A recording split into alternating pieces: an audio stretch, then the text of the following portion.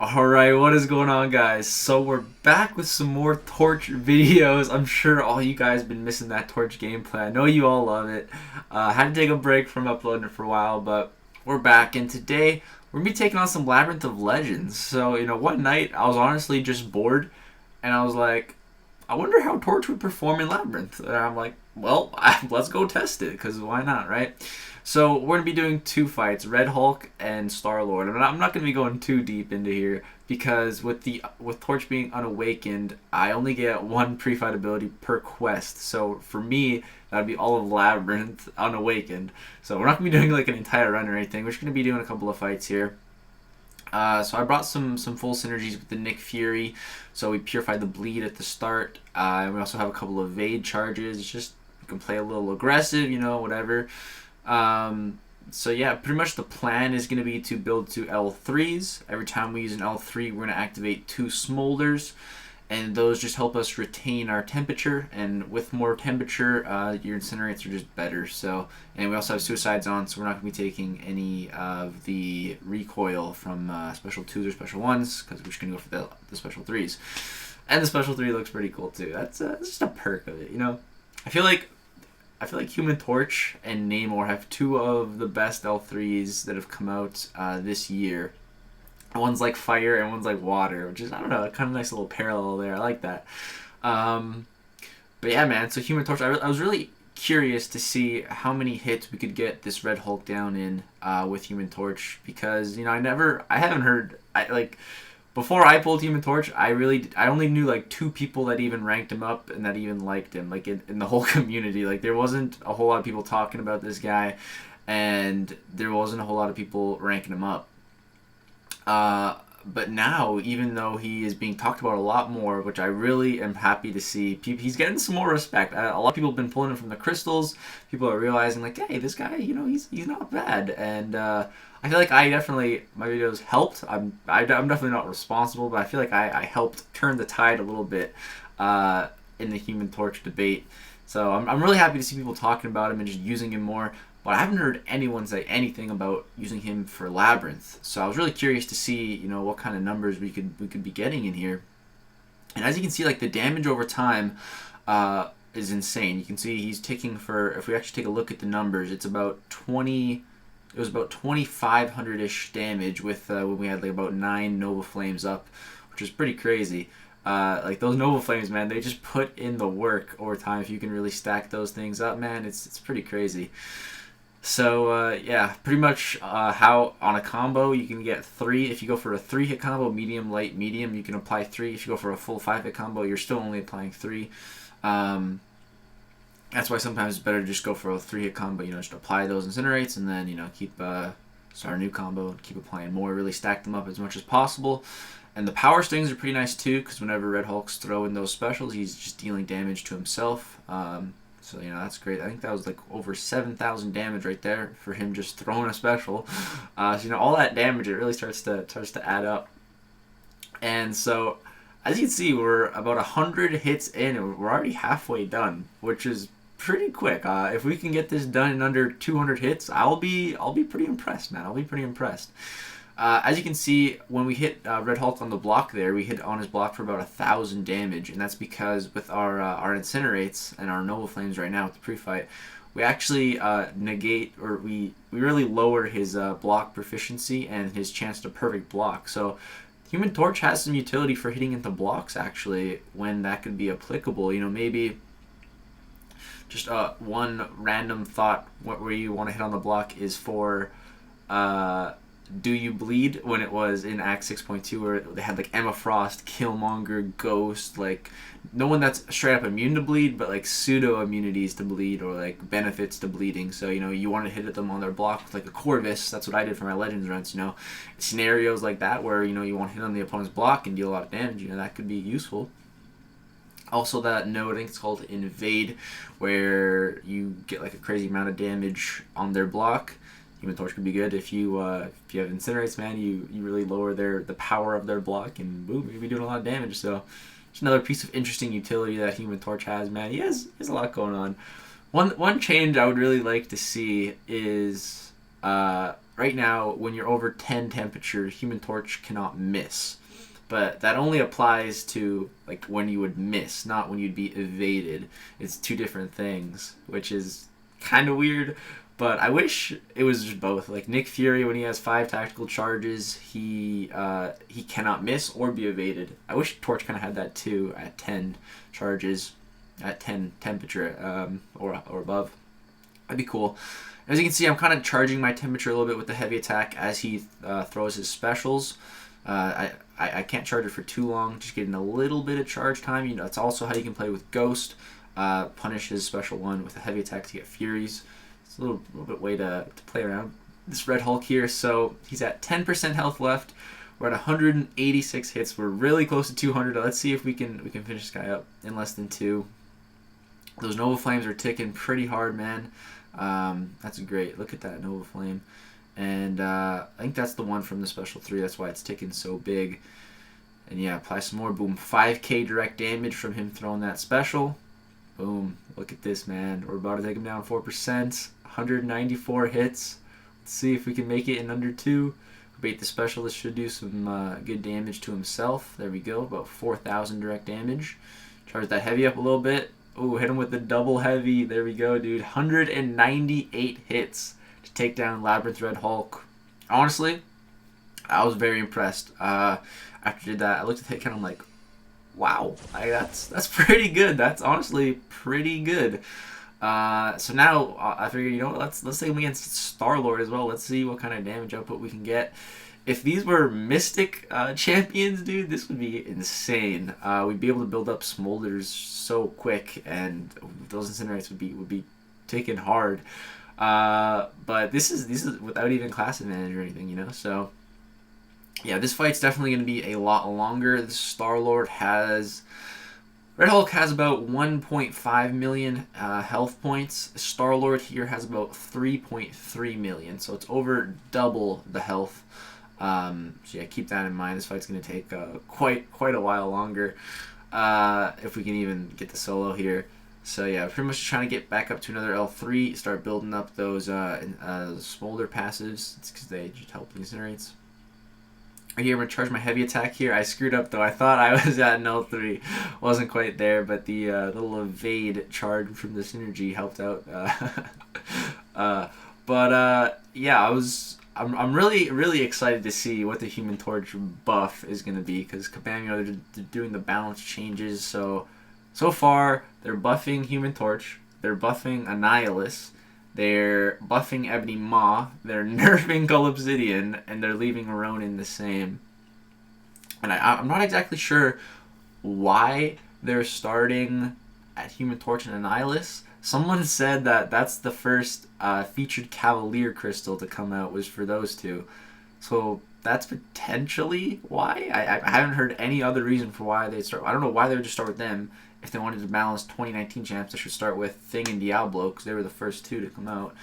So, yeah, I don't know why they're starting with Torch and Annihilus. It could be because that's the featured Cavaliers. I don't know. If you guys have any theories on that, let me know. But it's I did not think Human Torch was going to be buffed, so I'm extremely interested to see what said buff is going to be. What I'm hoping for, I've heard some people say... they're gonna give him Smolders on parries. That would be ridiculous. I think that's too much. That'd be really good if he did get that. Because to build Smolders, you can start with 2 from the Thing synergy. If the opponent like blocks the end of a special, you can build 1, or you can build 2 on the special 3. None of those are really easy. Only against like Mystic champs or energy damage attacks is it easy to build them, which is what makes Torch so good against Mystics. So yeah, I don't think they're going to give him Smolders on parry. That would be crazy, though. What I think they might do, and I think what would be really beneficial to Human Torch is maybe increase his Incinerates just a little bit, you know, outside of the Mystic fights, you know, increase that damage a little bit. Also, maybe increase the temperature max. You know, you can stop it, you can max out at 20, but what if you could go more? What if you go to like 30? Like, what if you could keep increasing it, you know, depending on the matchup? I don't know. I think that could kind of be cool. Maybe give him some more benefits to building it higher. Maybe at 20 temperature, the opponent can't evade as well, or maybe maybe just adds more benefits to getting that temperature higher. But what the main thing is, and I think there's a semi-high chance of this, is an increase to his signature ability. So Bam said with these balance updates, they're really only going to be changing around numbers. They're not really adding or removing abilities, or so they say. But we're going to have to see exactly what they do to get a baseline idea of what these balance changes are going to be. But yeah, so they're going to be changing around numbers. So the numbers they could change is in the signature ability. Basically make it so that Human Torch can just activate his pre-fight more in a quest, which would be really good, because with his pre-fight ability, I really, really like Human Torch, man. If you have that pre-fight ability active, nothing's immune to it. You deal great damage. You're applying them, like 3 of them in a combo, and the damage output is great, and it's good. It's great. I really like him with the pre-fight ability active. Without the pre-fight ability active, it depends on the matchup, and a lot of matchups So if they could just increase the amount that you can have the pre-fight ability active for, that'd be great. What I think a good thing, I feel like the best way to go about it is at Sig 200 as a 5-star or a 6-star, you can basically get it every other fight. So you activate the pre-fight ability, you do a fight, great. Next fight, you don't have it, you complete that fight, and then it's charged for the next fight. Basically, at Sig 200, it just takes a fight to recharge. Like if you think about it, like Human Torch doesn't want to overexert himself. Think about it that way. He goes all out with his flame on, and then he takes one fight to recharge it. To get back to save up his energy, and then boom, he's ready to go for the next fight at like Sig 200. Once you get him to that max level, I feel like that'd be pretty fair. You have to do a fight without the pre-fight ability, and then you get it back, and it's guaranteed to get it back at Sig 200 after you do that one fight or something like that. Maybe it's only like a chance to get it back, getting up to Sig 200. Maybe it would take 2 fights to recharge if you're at like Sig 100 or something like that. Because right now it's percentage based. Like, oh, if it doesn't trigger, there's the chance that it will trigger to recharge is increased. Like I don't really like that. So yeah, if it's something like that, I feel like that could be a pretty good change. I'm just really interested to see what the balance update change is going to be to Torch, man. I'm on the edge of my seat awaiting this, and I'm really interested to see what they're going to do for Ebony Maw and Annihilus as well. I don't have them as 5-stars though, so I don't really care as much. And I like them; they're cool, but I guess I don't even have them. The Human Torch, man, he's honestly my favorite character in the game right now. So it's so awesome that they're buffing him. But yeah, I am interested to see what they do for Ebony Maw and Annihilus, because as it stands right now, they're both, I'd say, top 10 defenders, definitely.